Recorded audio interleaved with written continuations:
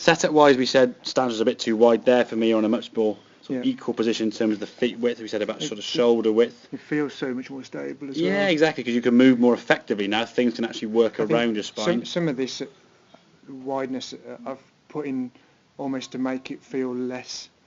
Yeah, no, yeah, I think You're trying to reduce exactly. I think it feels stable. It forces you to sort of exactly. twist You've a bit got, more. and the thing is, when your stance gets that wide, because you can't rotate, and you've got to rotate, Yeah. you have to try and create a movement. So Start using your arms exactly, the wider your stance gets, you either get very lateral with the hips, or like I said, your arms get more effective. So as you swing this golf club back now, we can see as the club's going back there, really bit. I mean, your hips sort of going from sort of one block on there, and then really sort of going right the way through that. So a very sort of overswung position. Now, if we look at this position here, no stability there exactly, it's completely lost. So if we look at this position here now, as you're going back for the most part, and this is where generally you can see the hips now staying inside that blue line. That's a much more rotational movement. Just at the end, it just slides a little bit. But that, for me, you look now a bit more balanced and poised.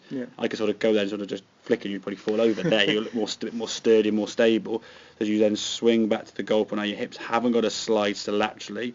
They can sort of stay within the confounds of that blue line, and we can then transfer the weight through as we finish. So there's always going to be a little bit of that there to finish with to start with, but the better backswing and transition down, giving you the ball flight you're looking for, isn't it? So for me, if we can just keep that a bit more stable on the way back, less lateral movement. Again, simple drill you can do if you get some space back home.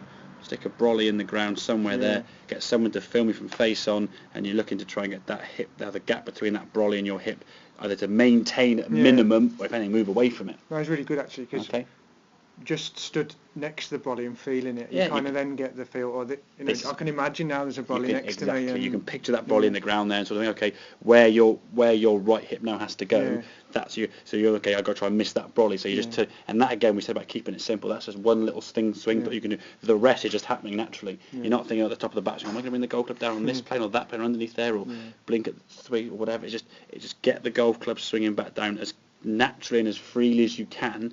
But as long as you start off in a good position and you maintain that, so you've just gone a smidgen closer there. On that one, there you would have gone through the brolly and knocked it over. So there's much, you can see the progression on that's massive, to be fair. Okay, so much better backswing, much more stable, and as I say, Rich, the ball flight's telling you you're doing it better, aren't you? So makes sense then, yeah? Yeah. Good stuff. Right, grab your bag, mate. We'll go on the golf course.